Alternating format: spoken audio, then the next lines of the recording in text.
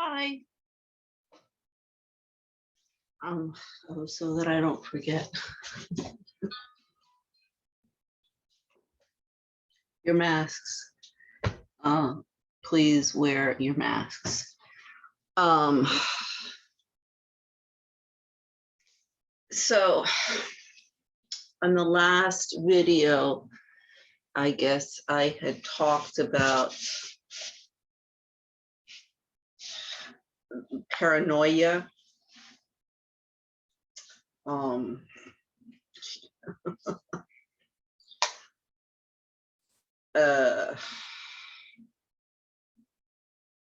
Just because you're paranoid doesn't mean that they're not out to get you. So this gets into something that you know, anybody who doesn't like some of the issues that I'm coming out with Mi Familia Política, my personal case in Spain, or my family in the United States, or anybody else. For 15 years, I've been concentrating only on the legal issues and not discussing anything about my personal stuff. So, you know, nobody wants to listen to that part of this. You know, the only thing that gets anybody's attention is a scandal. So, you know, anything that I talk about, now nobody's left me any choice. So anyway, so this whole paranoia stuff, this gets into, see, the court psychologist, in fact, the psychology industry and the psychiatric and the social workers, you know, like with every profession, there are some good people out there, but they're the minority. I mean, all of the professions across the board, we're looking at 70 to 90% negligent rates. And there are some real psychopaths in those industries and creating a lot of problems. And the court psychologist, so there's in my report, gosh, I forget, this is on family courts. It's a really, really long one. It needs to be edited, but it's on the human rights aspect. I'll have to send the link because I don't remember the name of it. But it is on my war on domestic terrorism. I do get into, you know, really lengthy analysis of all of these issues from a human rights perspective. One of the reports in there that I use is, it's on parent alienation. And I stay off that subject because it is circular and it's believe me, I want to see in the international courts, all the people are promoting that stuff and deviating the issues away from the true problem, which is due process. So I won't get into that. But anyway, it's on that. But what is interesting in that report is that when there's, you know, children are being handed over to the abuser. Now, all of this stuff is on on sexual and physical violence. Mainly, I think this one is mainly on sexual violence. But it does show, and you know, these are the ones where we have like undeniable physical evidence Yet at the same time, if there's a court psychologist, it's 85% of handing over the victim, the child, to the abuser. And if you have a court psychologist and social worker involved, it goes up to 88%. So the people, the lawyers are problematic. The judges are problematic. The paper pushers, the court clerks are problematic. And I show this in my case in Spain as much as my case in Washington against DC landlord-tenant court. But, I kind of went through various courts there. It's rampant. So, the game playing, I could go on and on and on, but I wanted to talk about this paranoia issue, because this came up in my divorce. Now, the first tactic of my ex-husband was to have me, committed to a psychiatric ward. And unfortunately, in the civil code, because one of the reasons why I take the Spanish judicial system, also that's where my jurisdiction is, but also it is utopian. But in their civil code, there's a whole slew of stuff that covers marriage. And that's really the only place that I found where it's in a codified legal system, the civil code in this case. But everywhere else, it's kind of a crapshoot. So, that's positive for me. However, one of the things that I found in that was that if a spouse, and it's confirmed by two, professional psychiatrists, which psychologist is not a psychiatrist. That's one of the issues here. They're making diagnoses, if you will, on bullshit. So I won't talk about that for the moment. But so if two professionals confirm the diagnosis of the spouse, in my case it was the husband, then the person can be committed to a psychiatric institution. So, the court psychologist, which should have, absolutely no standing there, and I, will contest all of that, is the one. So then they need a second. Now, when the court psychologist report, and it was the social worker who signed off on it, but the court psychologist was the principal here, came back.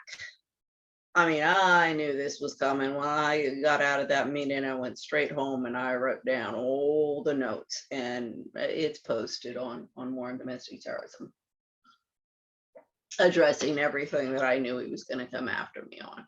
Because I saw, you talk about your beady little eyed SOBs. I saw his game from the moment I walked. I had already known that everybody in the courthouse was in my ex-husband's pocket through his cousin, who has been on, Mostales Police for Guardia Civil.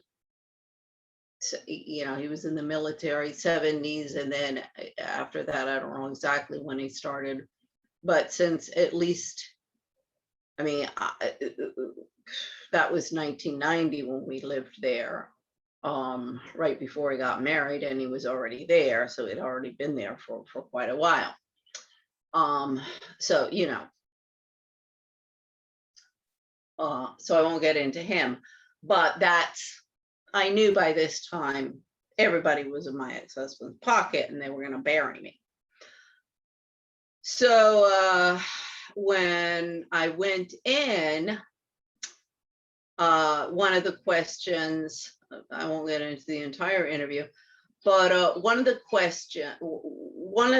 questions that he asked me was whether I had put bolts on all of the doors, particularly upstairs, and in all of the different rooms, the bedrooms, any kind of access. Unfortunately, they weren't strong enough. I found that out when I was like, okay, shit, this thing is not going to work too well. So, and I had also built, like, I mean, go on to any of the websites, domestic violence websites. This is what they advise women to do. Prepare your escape plans. If you got a second floor or whatever, you got to have, you know, stuff that if it comes after you, you know, a drop down ladder or something where you can get out. So anyway, okay, first he asked me if you know, I had bolts all over the place. I said, yeah, well, it didn't do any good because he's already broken through several of them, and I was paranoid for having put the bolts on the door. I mean, you know.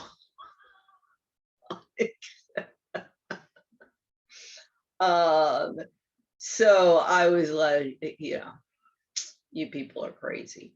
I mean, I when I saw the report, I knew it was coming. But anyway, that's why I'd gone home and written, you know, what were the questions asked? What did I respond? Every single thing. And once again, where my good memory really screws these people over. So since, you know, the bolts, I was like, oh shit, this is not going to work. And in other places, and there was nothing else I could really do. The safest place was our bedroom, which there's a terrace. It was an enclosed terrace, but gives access to our bedroom. So the door to our bedroom is pretty solid, and the lock there was pretty solid. But then I also had I mean, really heavy bookcase filled with books that I could slide. It was right next to it. I could slide that over, and he was no way going to get through that. Then the other entry was through the terrace. Now, luckily, the night before, now I'm paranoid. The night before, I had been up until 2 o'clock in the morning, taking this drill down into the cement. And I had a jewelry press that's got to weigh at least 300 pounds. I mean, I really have to drag this thing. And normally these things are bolted to the ground when you have a real jewelry taller. But you know, but I don't have the force. I don't do this stuff that a lot of that it needs. So mine wasn't bolted. I could move it, but it, you know, I'd really have to pull it. And so the terrace, it had these, what had 2 doors, like regular doors with windows that would shut. But then it also had these wooden shutters that would close. So I had the jewelry press up against that, and I had bolted it down. This time I bolted it down into the ground. And all of my books and everything, any weight that I could put up against that thing, because the doors weren't going to hold. And he flipped out, and you know, I got the door to the bedroom closed, and so then he comes in, he doesn't know I've got all of this stuff in front of these terrace wall, doors. So he's trying to go in and come in through there. Now, what's terrifying me is I have my son in there. And he doesn't understand. I mean, I tried to keep them in the dark about as much as I possibly could. But I know if he gets through those doors, because, as I keep on explaining to people, no, he was never violent, but what happened in Bogota with the bank, and then just everything was sending him over the edge. And I saw it increasingly, and nobody would listen to me.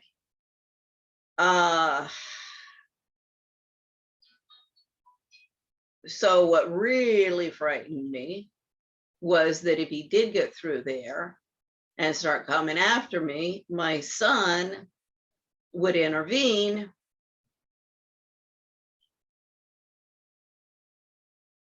Yeah, okay. See, these are things that I have not wanted to talk about, but everybody's forcing my hand. So anyway,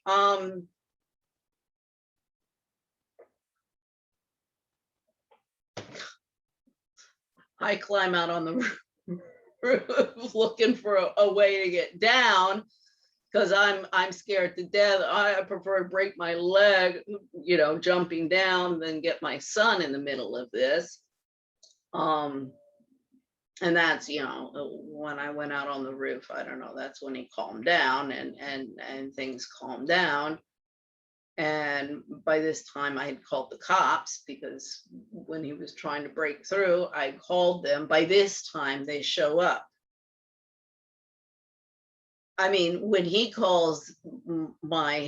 supposedly calls them to say, yeah, what, my wife left this party and she, she's driving to the house and she's had too much wine, and they don't ask him for, to blow in their freaking machine, only me.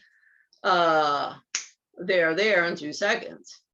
Yet when a poor woman is calling saying, look, you don't get here fast, I don't know if it'll be here when you get here. So by that time they finally showed up, and I'm like, well, okay, thank God things have calmed down. And my kids were like, don't file another complaint, don't file another complaint. And the cop is saying to me, because I said, would you look at the damage that he did trying to bust through here? And the cop says to me, oh, any judge would just say it's his house, he can break whatever he wants.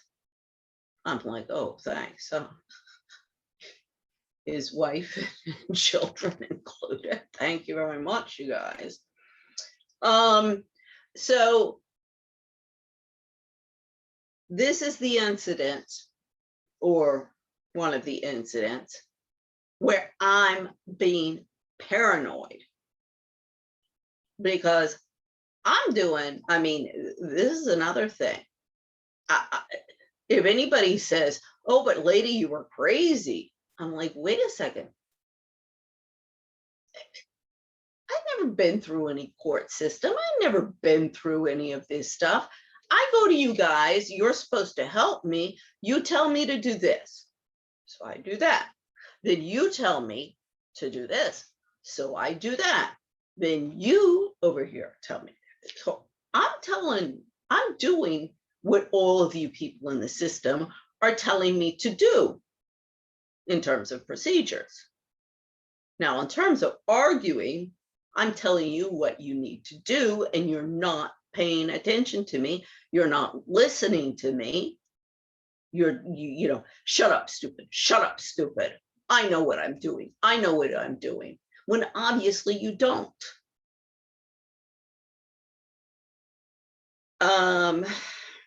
So, the psychology profession, the psychiatrist.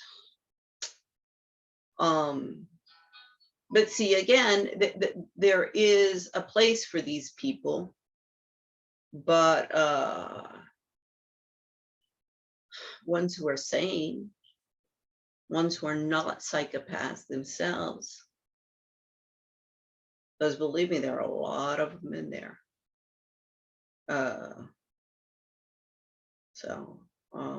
mean, my friend in Bogota, good friend of mine, she's a psychiatrist.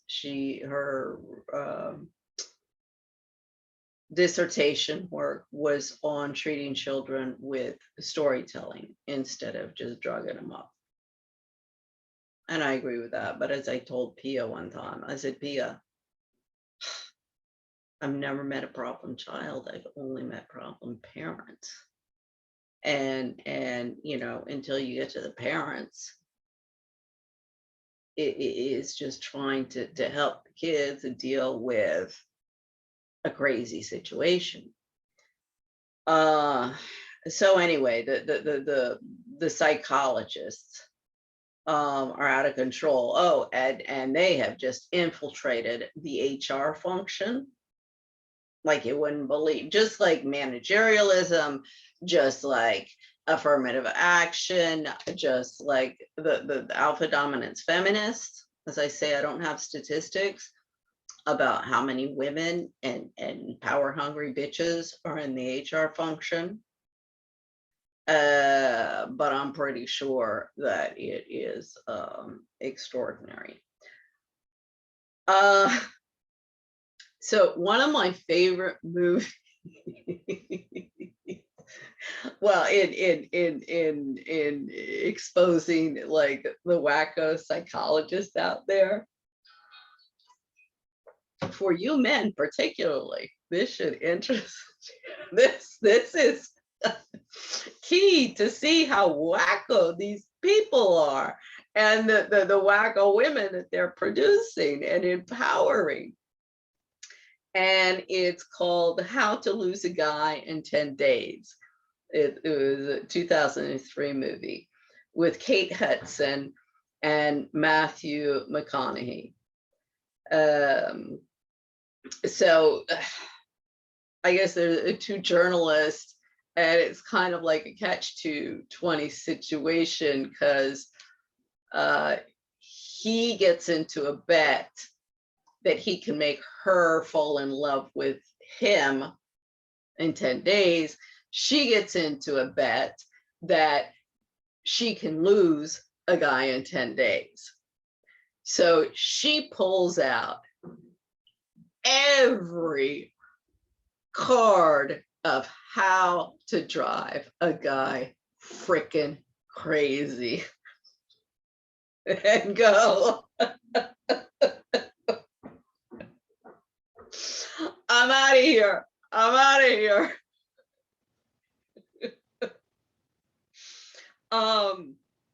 So anyway, it's a really funny movie if anybody has it, particularly for you men. Like, excuse me, this is really the type of woman that the crazy bitch, because she's like schizophrenic, because she's not really this crazy bitch. She's actually a nice, you know, a nice woman. And he falls in love, you know, he's like, wait, like most of the time, or half the time, she's like, you know, the ideal woman. And then she does this flip. And a lot of times it's her girlfriend on the phone saying, okay, here's what you have to do. Here's what you have to do. No, it's very funny. But so her girlfriend, who's like the instigator, it's Catherine Hahn. And she's a co-worker of Kate Hudson. But then she comes in and plays this marriage counselor. And because within 10 days, Kate Hudson is already saying, no, what we need is therapy and a marriage counselor. And so he goes in because he's in a bet. And it's going to be an account for him if he wins the bet. So, he's like, no, and his friends are like, whatever she does, just hold out for the 10 days because then we'll win the bet. So he goes in, and first she's like $100. And so he has to fork out $100 to be screwed. I mean, you talk. She comes out with this gobbledygook, psychobabble. And the poor guy, it's like, what the fuck?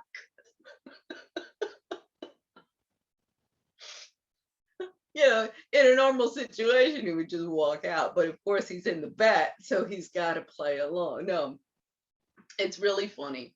And really, you men, you should take a look at that movie and make a decision on which type of woman you want to empower out there. Because that bitch is crazy. Anyway, so would Matthew McConaughey be paranoid if he said, these wacko bitches are crazy? Or the psychologist who's telling him all sorts of bullshit. So anyway, to end in a lighter note, but really, and I can assure you, I had the number of this guy. I had his number when I finish with him. We're gonna root it. So I did. I actually was making some notes, but I'll put them in some cards that I'm gonna do. But really, and I mean, I've looked through all of these different aspects and all of the different reports and testimonies. Kind of crap that these psychologists are pulling is crazy. They're the ones who are crazy. Oh gosh, I had one who fell out just from the top, but okay, I'll put it aside and put that in.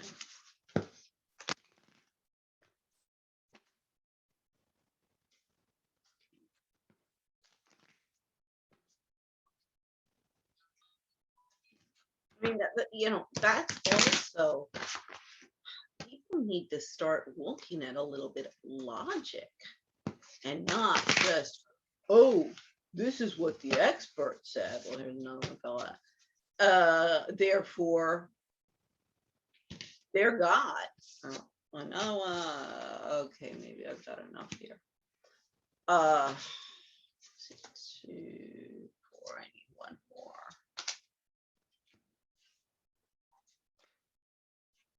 Believe me, a lot of these people are really, really, really off their rockers. And they're being empowered. Okay. So, gosh. Oh gosh. Okay.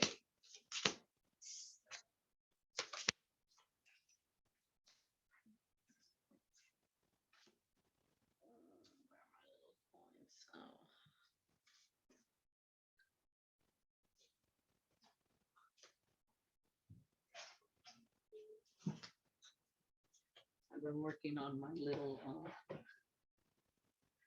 pot of gold for my cans.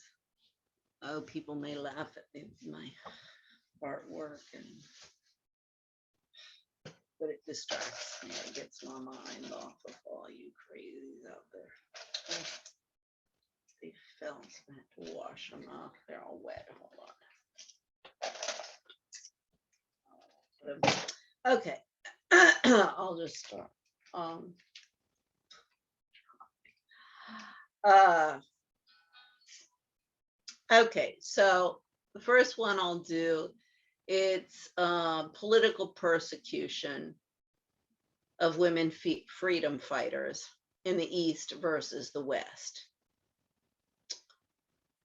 I guess that gets into what I was talking about with the court psychologist in my case, and that's been, I mean, that's been the dialogue and if you will, the agenda of like everyone. I'm crazy. I'm crazy. I don't know what I'm talking about. You know, oh, the bullshit, let me count the ways. Yeah, I mean, believe me, my mother, my sister, my younger sister, I'm like, you're still on that bandwagon. But no. You guys have no power. I'm not afraid of your bullshit.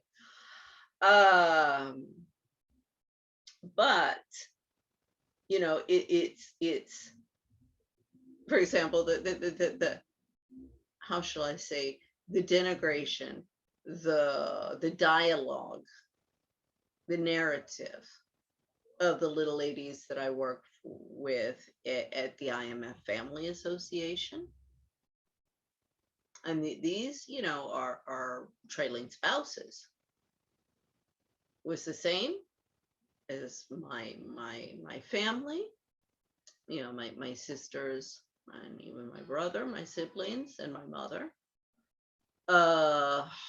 Same as I got in the Institute for Capacity Development, same that I got in the restaurants where I was working. This, oh, your deposed trophy wife, parasite on society, who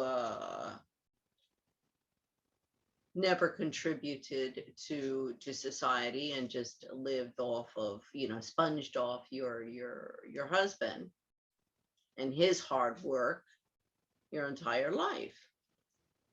I'm like, nothing could be farther from the truth. A lot of you little ladies, particularly in the expat wives clubs, yes, that's the case with you. Transference. That's why you think that was the case with me. But it wasn't. And, you the mal joué, you played your hands very, very poorly. And so I know, I mean, I am bringing everything to the courts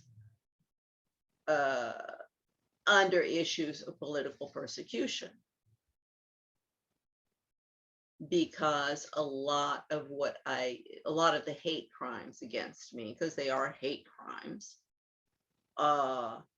they don't like me. People don't like me. I'm not popular. I don't say what everybody wants me to say on the right or the left. So I'm canceled. Sure, if I brown nose and espouse the rhetoric of the feminist and the other domestic violence NGOs. This is, where my big beef with them, as well as the human rights NGOs, because it's the same difference. I mean, I'm working on how shall I say, these are the same arena. You guys may want to separate them because it serves your agenda, but no, I'm sorry. And you've got to stop promoting this narrative and idea that this is just a poor person's problem, or this only happens in the East, because I've demonstrated time and time and time and time again that the sati games of the East and the suppression of women is no different than in the West. And in fact, another thing that I show, under Sharia law, until about 100 years ago, more now, women had more rights in the East under Sharia law than women in the West. Now, women in the West did make some inroads during the end of the 19th century into the 20th century, but that was backtracked with the feminist movement, beginning with Betty Friedan. And in fact, after that, you have seen how, and again, this is documented in, I think Karen Winter is the one particularly that does this, but this is documented how that movement and what is it? I forget what they call it, but equality for women in equality in the courts and family courts has had an extremely detrimental effect on women and children's rights. And that's because of how everything's being interpreted. It's crazy. So, no, women, in fact, women in the West are losing all of their rights. And the feminists are concentrating their efforts in women on the East in order to, consolidate power bases there so they become the new masters of the planet. I mean, I was labeled a mole, I guess, in 2010 by all of these movements, maybe for a good reason. I didn't come to spy on anybody. I came to find out what was going on, and here's what I found.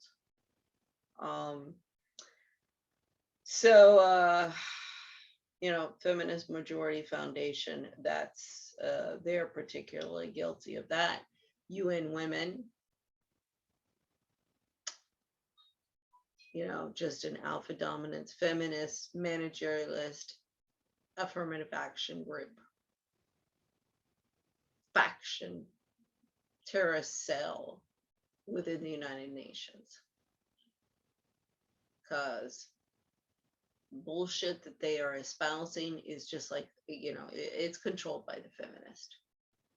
And we do have, as I already, explained in another video, there's Lori Henderhan, Cindy Dumas, and myself, who have been concentrating or trying to expose these things as human rights violations. Cindy Dumas did put together a whole slew of reports and solicitation of UN women. So they've been asked, they have the proof about what's going on. Now, why are they sitting on it? Because it is filled with feminists, just like everywhere else, with these women's rights NGOs that are not about women's rights. So of course they cover it up, just like the expat wives clubs, because those organizations and those ladies are either in the pocket of the corporate world or the diplomatic and international development community world. And everybody is just, on their various different agendas. which are, how shall I say, either the corporations for whom their spouses work, or the government agencies, or development community and UN, IMF, all of those. And these are the people who are supposed to be producing solutions for the world. Yeah. There's, they're bowing and scraping and say, give us more money, give us more money. And as long as the money flows good, we'll turn a blind eye to everything. So, I know everybody just laughs at me. Ha ha ha, how could this be political persecution? You're just a stupid little, deposed trophy wife who doesn't know anything and, needs to focus her time and energy on finding a job and surviving in the world. And oh gosh, my younger sister, when she called me and with their concerns about me, but I was like, come on. See, with my sisters, my siblings, I'm like, come on, you guys, we've known ourselves all of our lives. You know I'm not going to pull up with this bullshit. I mean, as I keep on saying to them, this is something that mom would come up with. Look in the mirror. My Lord, do people have lost it? My younger sister is the Alpha-Dominance Feminist, bankruptcy building businesswoman. I always say my younger sister is Trump. Just take away a few zeros from the net debt. And my older sister is the typical country club meal ticket trailing spouse. And their jealousy is, well, it's never been any secret. And again, if I'm talking about this stuff on the internet,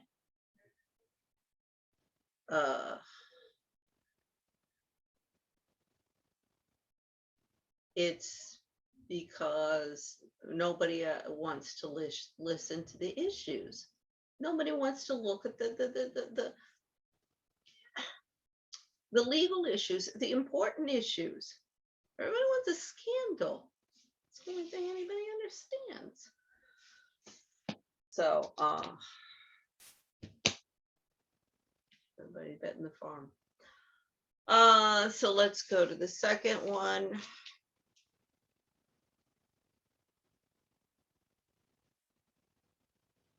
Political persecution. Okay, let's go to China. President of China, Xi Jinping. Oh gosh, what was it? I was just seeing something. I saw, I was doing stuff back and forth my room, and they were talking about, oh gosh, I wish because I have heard it. They were talking about something about, silencing. Oh, I know what it was. It was that lawyers, the people, political dissenters, or anybody who speaks out against the government, and I guess claim human rights abuses, I'm not sure, but they don't have a right to a lawyer, because any lawyer who defends them is considered complicit to to the crimes of this dissenter.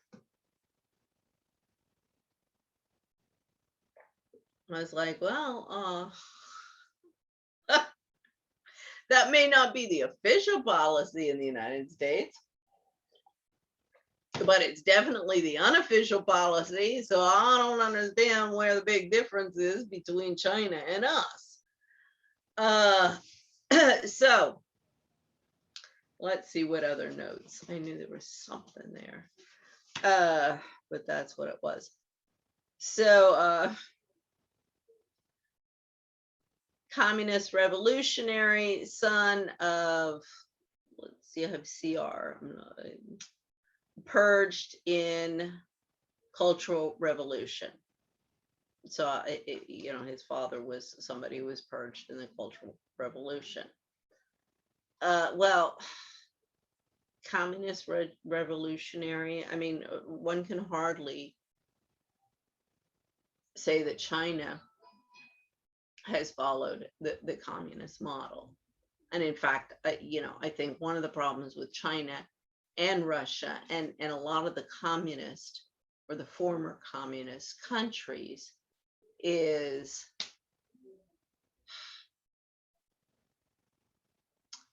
it's kind of like the technology industry.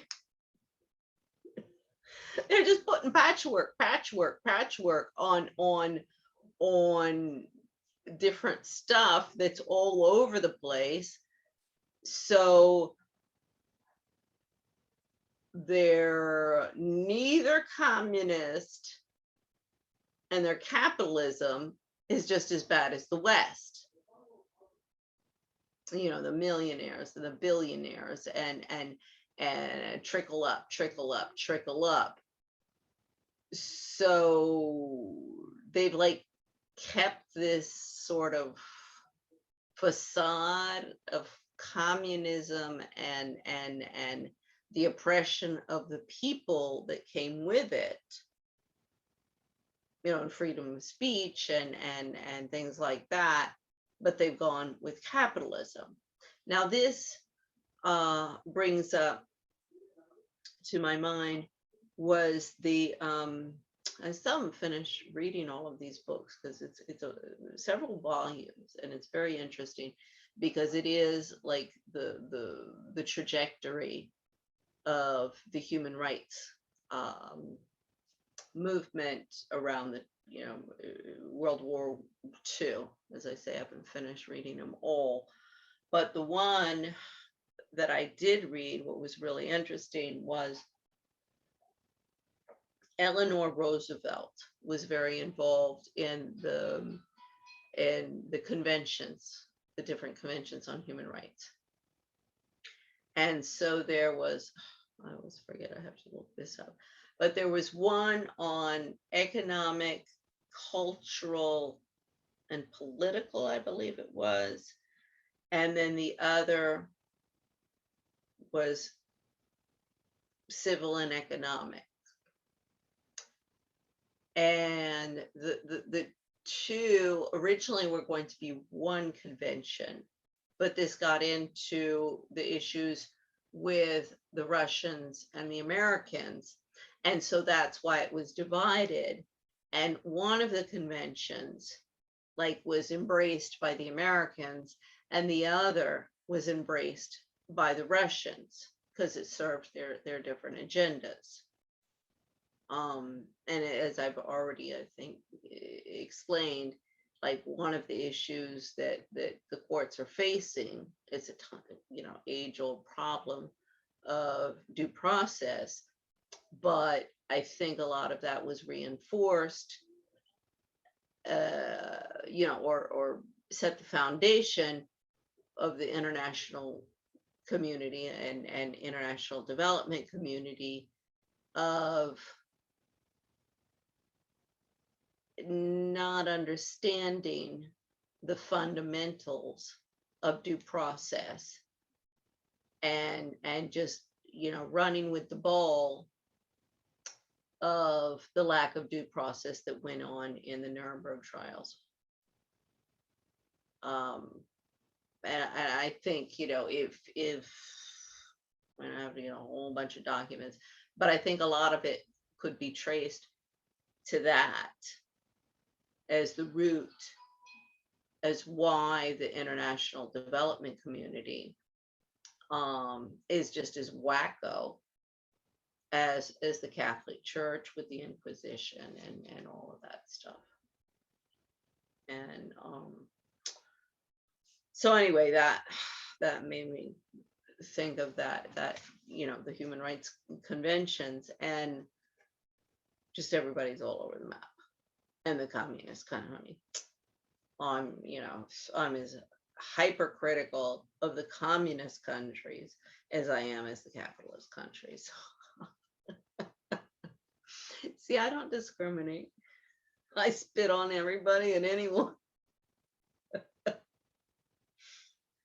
I said that at my parents' memorial service. I was like, I don't care what your race is, your religion is, your gender is, whatever. If you're doing something wrong or something illegal, I'm going to come after you. I don't discriminate. Now, if you're not, then we can talk. And nobody's perfect. I mean, my God, everybody makes mistakes, and it's not about, God, this whole thing of being perfect. Nobody's perfect, and it's okay to make mistakes and say, okay, well, yeah, we made a mistake. Let's, I think it's one of the things that Cuomo was attacked on was the reporting and the nursing homes. But I think his replacement, that's being swept on the carpet. The people who were responsible, really responsible for those fudging of numbers, apparently that group of people, those responsible for doing that, because you can't expect the person at the top to know what everybody is doing, and that's why it's important to have people around you who you can trust and don't stab you in the back. But everybody, up and down the chain of command, and sometimes people make mistakes, and for example, anybody, I screwed up. Okay, you screwed up. Let's deal with it. But at least just say, I screwed up. But don't try and hide it. I mean, it's amusing when it's 3, 4, 6, 7, 8, children that you've told to clean their rooms, and they just throw everything in the closet or under the bed. Like, no, that's not how it works. It's normal. It's normal. But when it's adult, it's not normal. Don't screw up. But assume, and if you try and cover it up, that's when it should bite you in the ass. So anyway, let's see. His second wife. Oh yes, this is this is the son of a communist revolutionary who was purged in the Cultural Revolution. His second wife is a celebrity singer. See, what his father died for, he's just buying into the paradigm that his father had fought. I mean, my ex is the same thing. I mean, their grandfathers were on the losing side of Franco and in the Spanish Civil War, and he and his family and just about everybody I know in Spain, nothing's changed in Spain. It's still the same stuff as under Franco. I know, oh Lord, no. They're not implementing their constitution. They have an exemplary legal system and constitution. But every time a lawyer walks into the courts, use it as toilet paper, as do the judges and everybody else.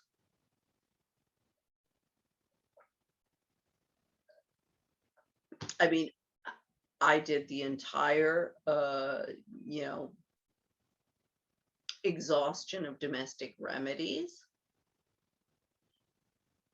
And tough shit for you, lady. Tough shit for you. Okay, fine. So it's being covered up top to bottom by everybody. Everybody.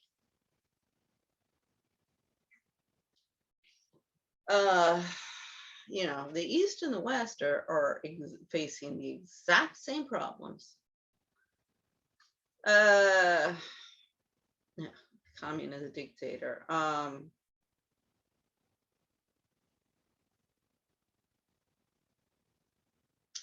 His first wife, I think, was the daughter of a Chinese ambassador, and his first marriage was what he needed was a stupid bimbo celebrity singer who wouldn't call him out and wouldn't say, yeah, no, that's not okay. So I'm sure that's why his first marriage failed, because she was educated, and that's another thing. The West has this idea of Asian women as totally submissive and stupid, and many of them are, just like Middle Eastern women, just like Western women, just like African women I know. But most of it is because they're what should I say, illiterate, or I mean, now they're not illiterate, but they might as well be, and just really idiots. And you go, well, I don't even know if this is good for a broodmare. Or just like in the West, totally narcissistic, totally superficial. All they think about is shopping, shopping, and shopping. I mean, I don't know if anybody's ever seen. Oh, I think it was particularly the Japanese in Paris when I was living there.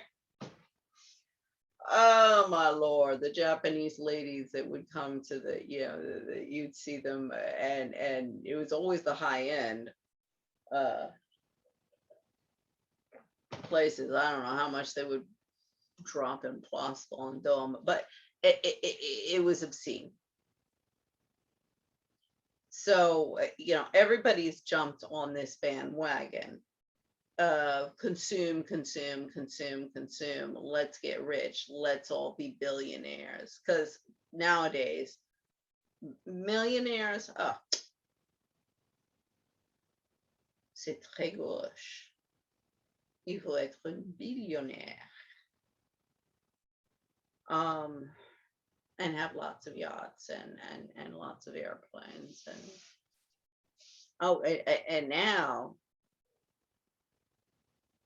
Airplane's not enough. You better have your own rocket to get up to Mars. And you better buy some property up on Mars where you're going to be building your colonies. So yeah, it's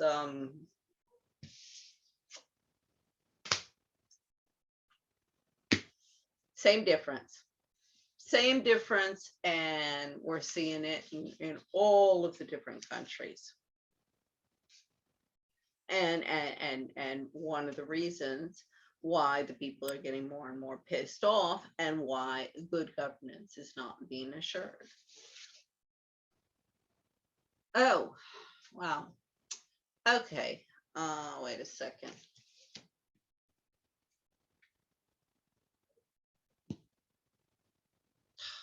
This is kind of okay. I picked up this one. I'll do this one because this one's kind of off the map on everything else that's here. Well, I guess this gets into the problems, corruption, and the narcissism epidemic, and even rise of Fourth Reich, sort of indirectly. Okay, it's the problems. Excuse me. It's the problems in the horse world. The equitation. Let's see. I started riding, I think, when I forget if I was 6 or somewhere around then. But my sisters and I, particularly until we left Tucson, we lived and breathed horses. And I mean, if I was this rich white woman, a rich heiress, yeah, I'd probably be out at my 4-horse farm right now going, okay, you people,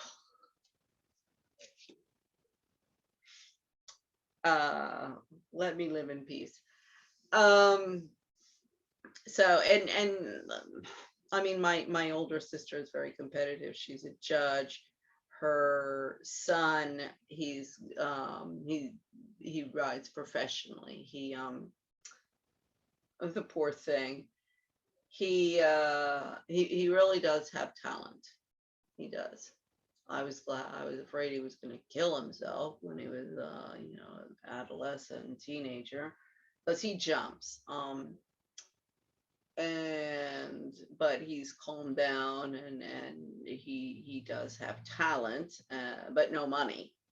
Because believe me, you do not want to get into that world as a professional when you don't have a family with lots of money to pay for it, because it's even less of a money-making business than I would say the restaurants are. But and I mean, I really want to support him because he has gone through a lot. So without getting into details, because I mean, I'm more into the training. The only time I really compete is when I'm training a horse, and I mean, I as I say, that's what I prefer to do rather than compete. And I'll take any horse. I mean, I've had school horses with problems. Donatella, that was one horse. My only saving grace. Oh, she moved. I mean, that was a dressage horse, and she moved. I mean, she was just spectacular. But my only saving grace was that she'd gone through 3 other professional trainers before she got to me.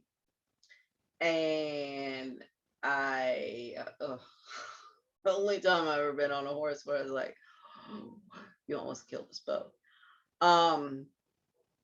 And I said, okay, yeah, I have to agree with the other trainers. This horse is going to kill somebody one day. And thank God the owner, because she had a very, very, very, very sweet disposition. She just was a little schizophrenic, and she'd like lose it. Otherwise, she'd be fine. I mean, as I say, she had this great potential. I don't know, she had this bloodline, but really potential as a dressage horse. But and they put her out as a broodmare, and she was a wonderful mother. And I said, well, that doesn't surprise me. She just was schizophrenic. That's the only horse I ever met that was schizophrenic. Anyway, so my family and I have been in that world for, well, my sisters and her children have been in that world for a long time. And it has as many problems as elsewhere. With, I guess there was the Kentucky Derby, again, the issue of them racing horses too young came out. Now, I've been hearing this. I heard this first from Miss Johnson. She was the one who originally was our teacher in Tucson, and who had a real influence on me and my riding. And she had been a trainer for the Olympics back in the 50s or something. But I mean, she was elderly already when we were young and started riding with her. But how shall I say it? She was old school of a lot of the things within the horse world. And a lot of the things that she told me were going on, in dysfunctional and trajectories. And it's had to do with money. Like with the racing, it's all about the money. And everybody has been saying they race them too young. They shouldn't be racing 2-year-olds. I mean, I'm still like, well, 3, but definitely not 2-year-olds. So this has been a big issue. Well, one of my pet peeves, and I've seen this everywhere, I think, that I've written, and really, it was only when I was in Bogota that I started riding again. Before that, I mean, I had the kids with, but everybody's too hard on their hands. And I know if you're not in the horse world and you're not, in this, you're not going to understand this. But anybody who's in there, I'm sure we would have a lengthy debate. I'm like, no. Your seat, your legs, get those ironclad, and you don't need to be heavy on your hands. And you get your horse moving much better. I mean, that goes back to Miss Johnson, but anyway, that's I was like, see, this is like, so, off the map on everything else. But as I say, I'm adding in all sorts of different issues, but and that's, as I say, if I were some rich white woman, I'd be out in my horse farm.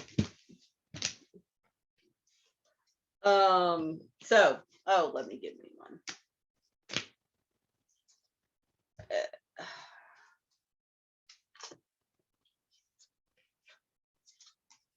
Believe me, horses and dogs and animals make a lot more sense than the people of this world. Even my schizophrenic Donatella wasn't as bad as some of the schizos. Okay, I prefer that. ACE, RICO, Foreign Corrupt Practices Act, Patriot Act, Article 6 and 7 of the Rome Statutes. Okay, nothing interesting. Same old. Yeah. I win with that one over all of you guys. Okay, so oh gosh, I still have to put those things in my Excel spreadsheet. Oh, let's do this one. I love this one. Oh, when I pull these out. Let's do that.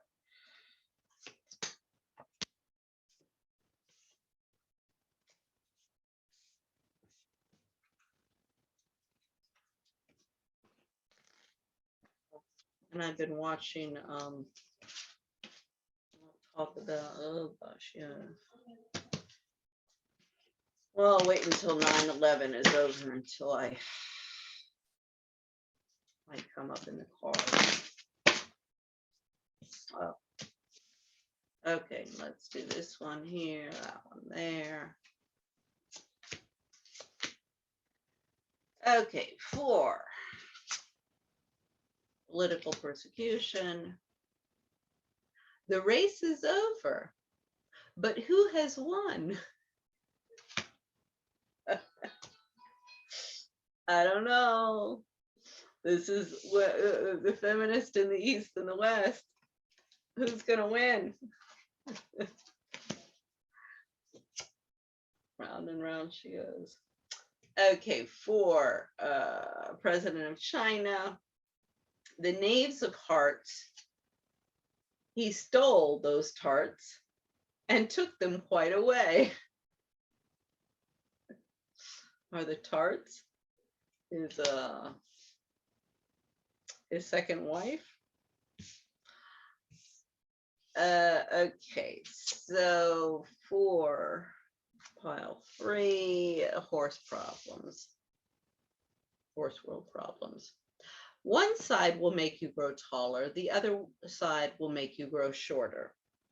Well, definitely the trajectory of the horse world is going to make it grow shorter.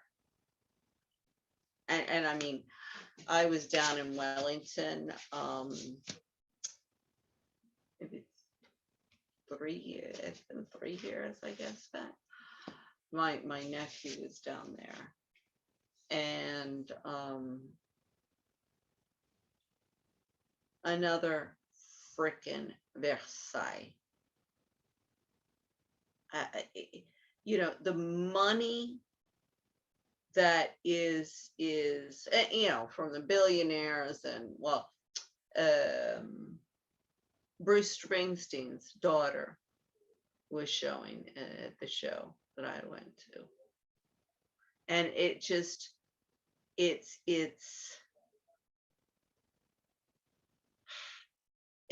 just like every place else. It's so corrupt because of all of the money that's in there. And you know, Bruce Springsteen, your daughter, where are you guys? I'm sorry, Bruce Springsteen, you're not from a wealthy family, and I love your music, and you're an icon, and you know, your messages are great, but there is a reality to what's going on in this country. Okay, so for me, I heard the Queen say only yesterday, you deserved to be beheaded.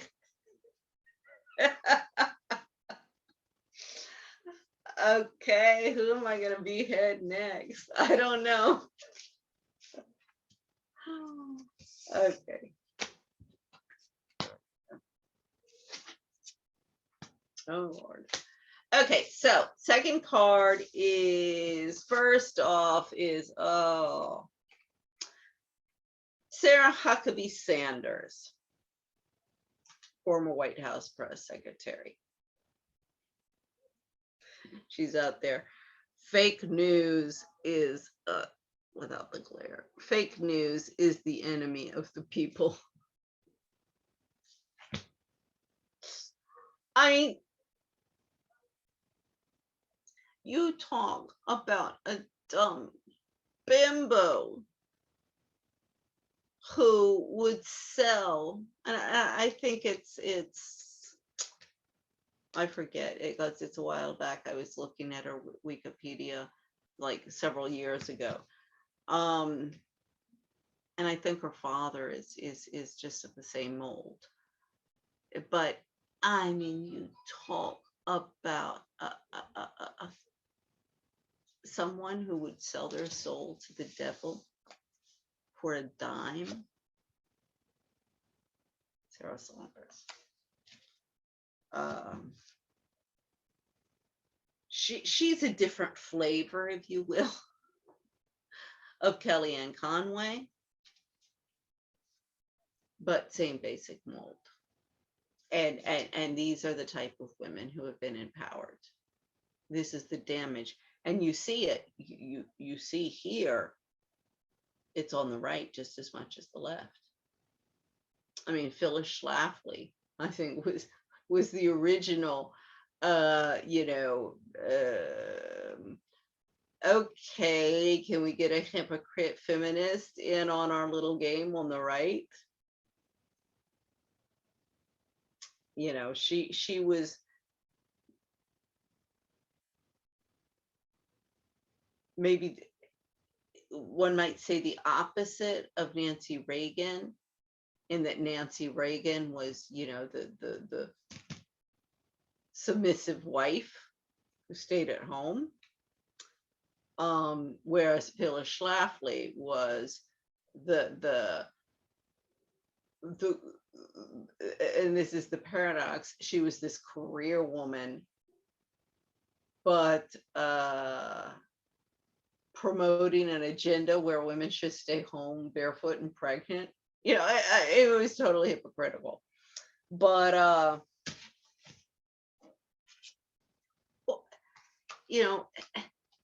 women were kept out of positions of power, and this whole thing that they were kept out of the workplace and the workforce, that's not true. They just were kept in the lower, either, in offices, administrative positions, or office managers. And women do have, the ones with brains are much better at organizing. I think it comes with nesting, getting into maternal instincts. Because, that's a very, very common thing when you're pregnant and you're going to have your baby. You do that. So, we do have some animal instincts, but they are, in terms of, as again, I say, when they have a brain, they are better at organizing and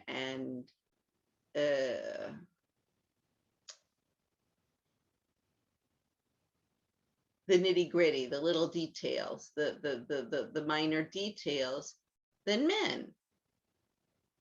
So it's not one is more important than the other, because if you don't have both, neither works. And that's what this whole, independent women, independent men, there is a complementary situation, mutually beneficial situation that's created. And that can be in the workplace or the home, or it's again division of labor. So as I said, you guys want to go hunting? Okay, fine. I got no problem. I just not going to go with you, and I'll be happy to cook it, but I don't want to kill it or clean it. Division of labor. The end objective. Everybody eats something more than, berries and grains, or like animals.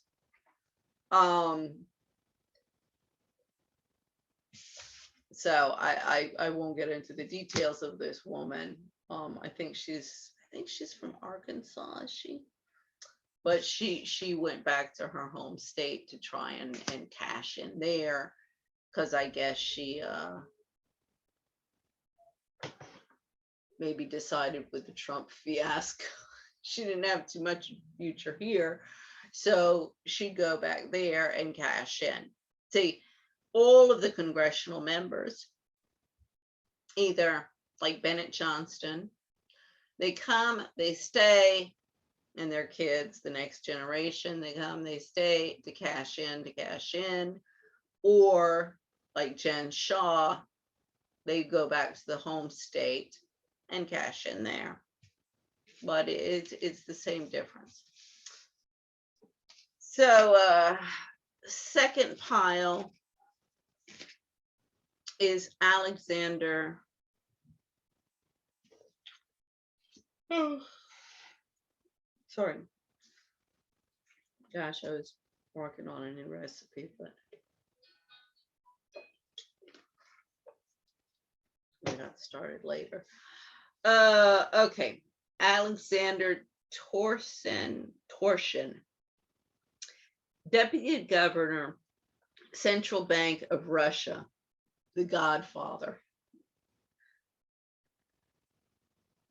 Okay, I won't read this. The Godfather. I'll go with that one. That's, these stories repeat and all the scandals that they're involved in.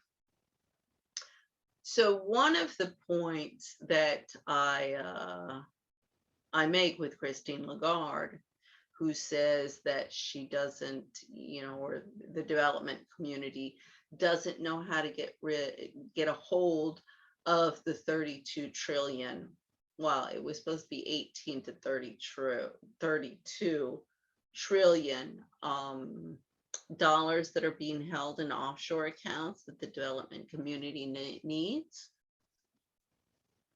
But all the billionaires have stashed away for a rainy day. I said, I got no problem. That's exactly what this game is about. Show them how that wealth can be transferred back in a legal, peaceful way, and avoid further violence, whether it be in revolutions and whatever. Sorry. So this is in my Financing for Development. It's just some quotes that I have at the very beginning, and it's from the book The Godfather by Mario Puzo. And one of the points of that book, and I have to agree with the book, even when I read it, and that was when I was in my teens. One of the points that's made by the Sicilian mafia, and in the United States, as much as its parent company in Italy, they're just playing the same game. They're just playing the same rules as the governments that they're challenging. And their people are unprotected by those governments, because of all of the corruption. Therefore, they build their own little government. I mean, how is, the protection rackets that'll go on, the extortion schemes to in shops. Okay, give us your money and we'll make sure that nobody comes in here and robs you, or, breaks in or vandalizes this place. And if you don't, then it's going to happen. I mean, that's no different than our police forces. Pay your taxes and we have a police force that'll protect you. Well, if the police force starts abusing you and violating your rights, right and left, you're going to look for a group that'll say, oh, no, we'll protect you. I mean, of course, the system falls apart as we as you can see with The Godfather. But the things that all of the Corleone family is doing, no different than the Kennedys, no different than any of the other, power families, or the Bushes, or actually, I think the Bushes, relatively speaking, compared to the Clintons, Cheney,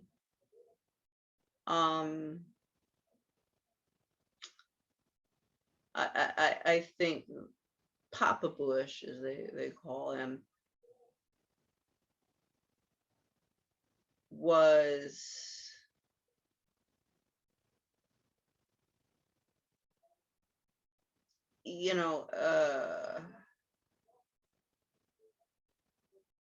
not as a broken man as his son.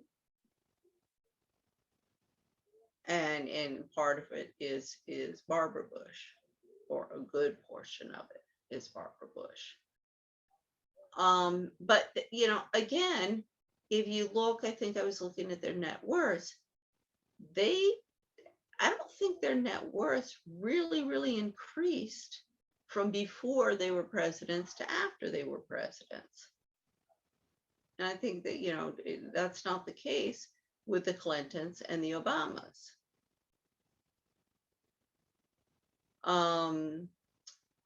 So, I'm not a,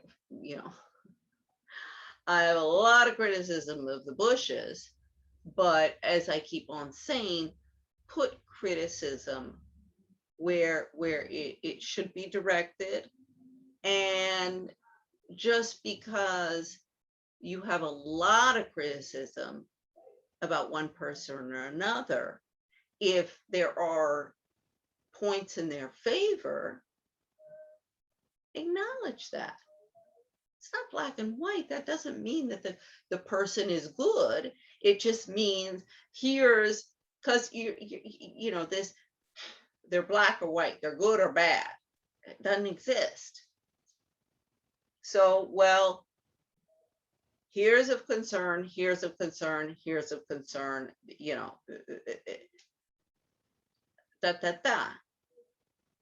But also, here is something that others did that they didn't do.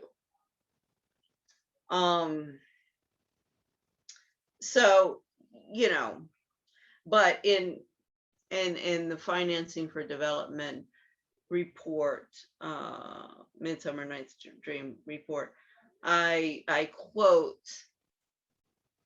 1,000 lawyers, something to this effect. 1,000 lawyers can steal more. 1,000 lawyers with suitcases can, or maybe it's a 1,000 men with ties and suitcases, something like that, can steal more money than armies. So, obviously it's this can be done with men in in black suits.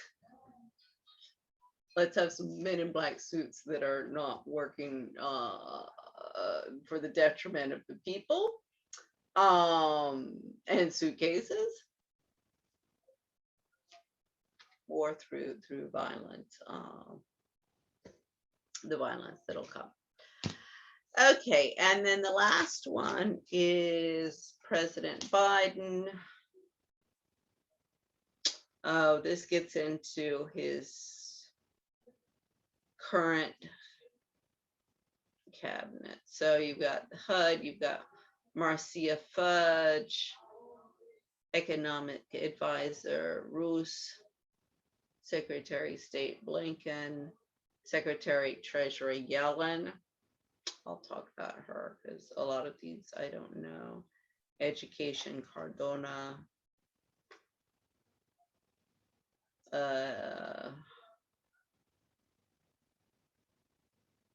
HHS is Xavier Becerra.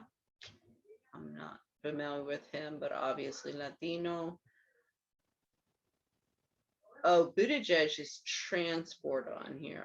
I think I had said earlier that he was labor, but he's transport.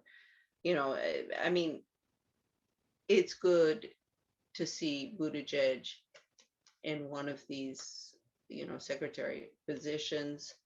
I think he has a future, and he's somebody. He's a politician who, one of the few out there that I would say, I need to sit down and have a little talk about what needs to be done. But I do think he's somebody of good faith and honest and an honorable person. I mean, you know, anybody who's looking for Mr. or Mrs. Perfect, you know, you're not going to find it. So let's see. I have Alejandro Mayorkas, secretary. Wow. Okay, so you know, President Biden, doesn't matter.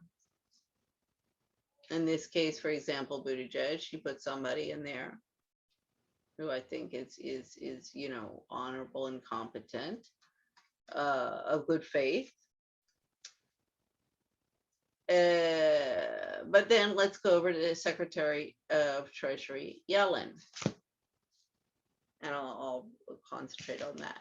Now, I already spoke about Akerlof, and that was about the book that the criticism against Cuomo, for Governor Cuomo, for the book that he, you know, published about his experience with the whole COVID stuff.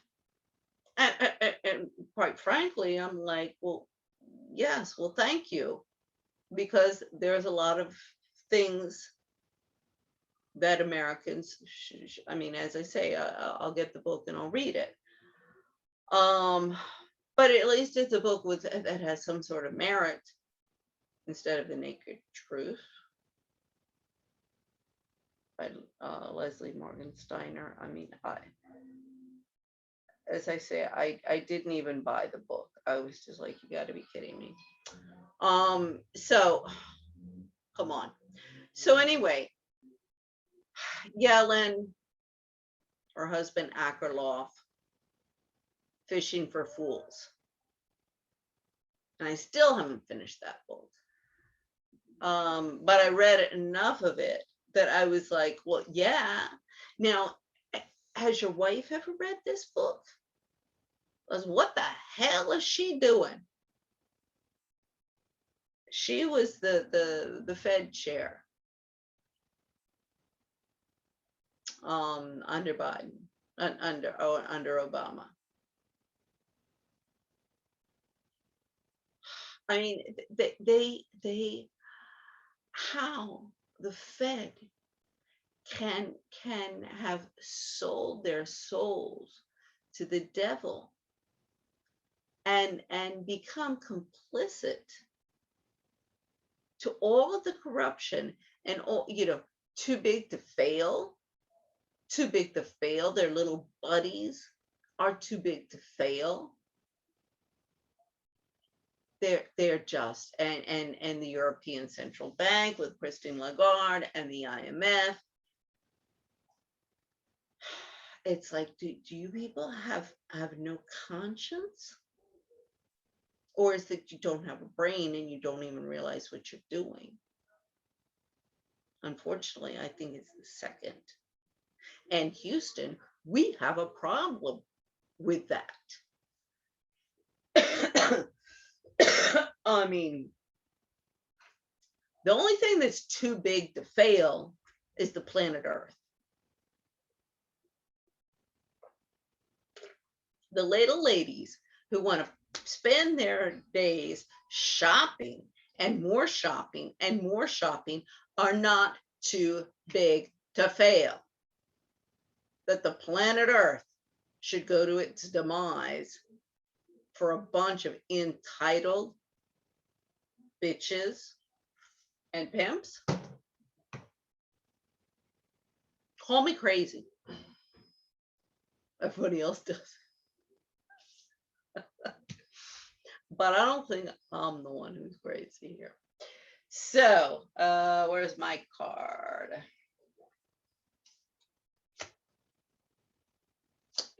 Because I am getting tired.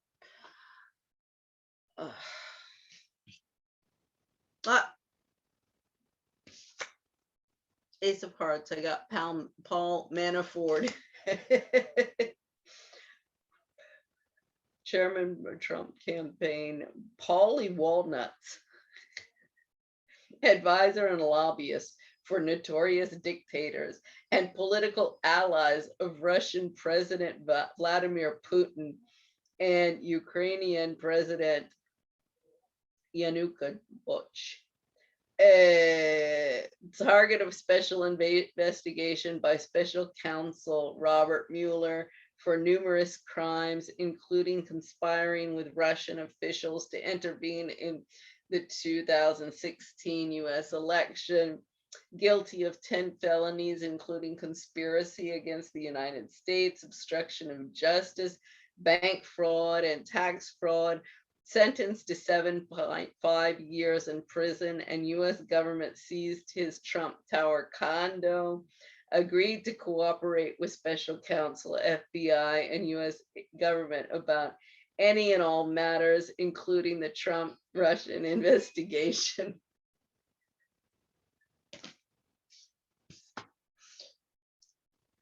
Is any other American out there as embarrassed as I am?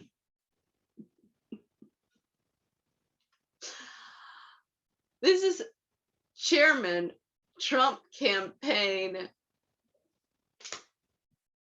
2016. Okay, Paulie Walnuts. I'm not sure where he got that name, but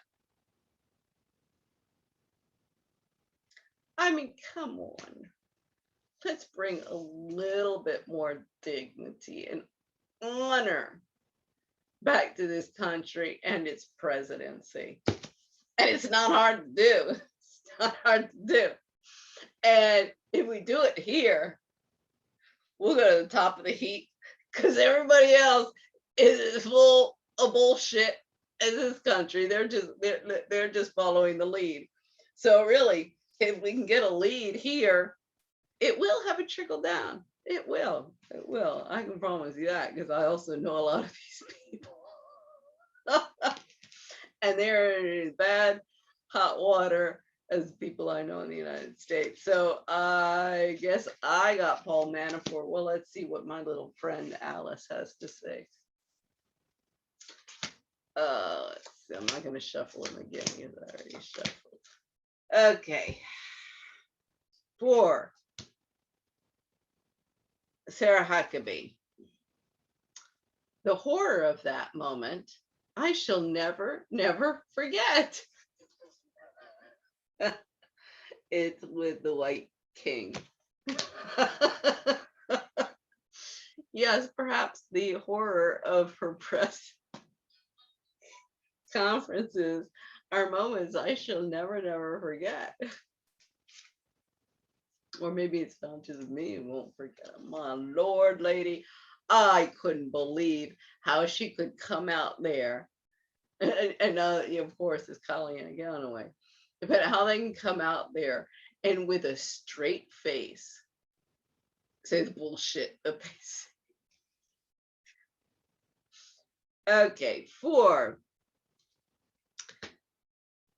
a deputy governor, Central Bank of Russia.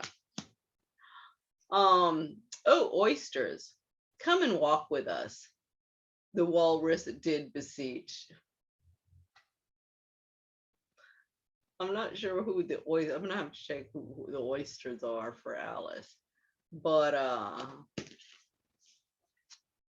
maybe it's all the other central banks are pulling this crap. Come on board and join the club.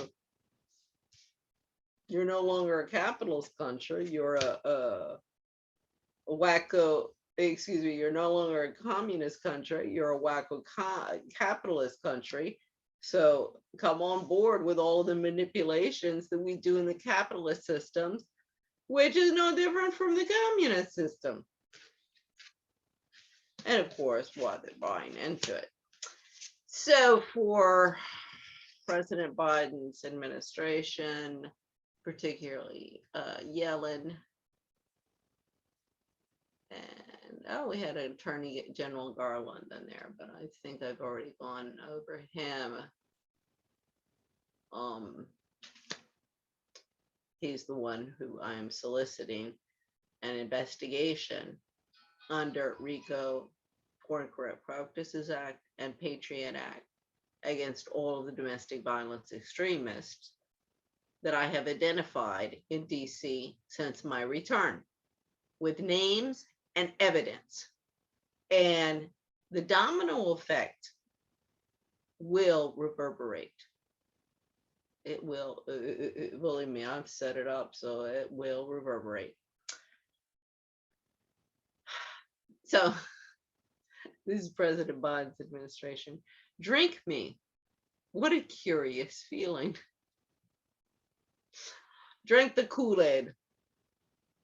Keep on drinking the Kool-Aid and everything will be just fine. Yeah, if you believe that, I got a bridge to sell you.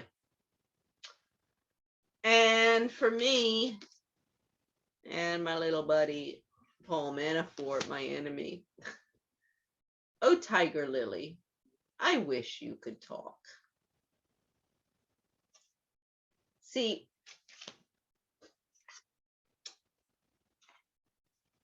when Manafort agreed to cooperate with Special Counsel FBI, Michael Cohen, what do you want to know? What do you want to know? What do you want to know? When he gets caught with his hand in the cookie jar. Now, all these guys, everybody, and I don't care if it's the right or the left, they're a bunch of spineless cowards. They're your buddy when there's lots of money and the parties and, you know, free sex, free wine, free food. They'll be buddies with anybody. But when the going gets tough, ooh, they would sell their grandmother up a river without a paddle. What is it? Sell their grandmother up the river with no problem whatsoever.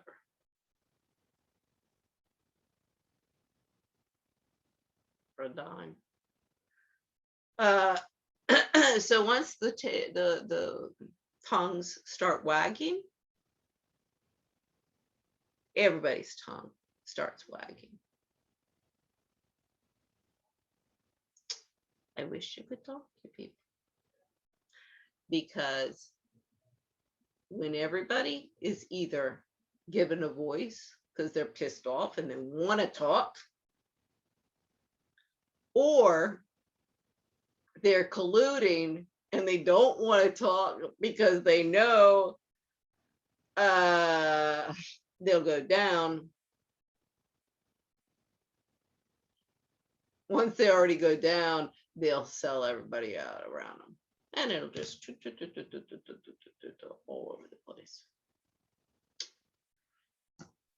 So that's my reading for this evening. Again,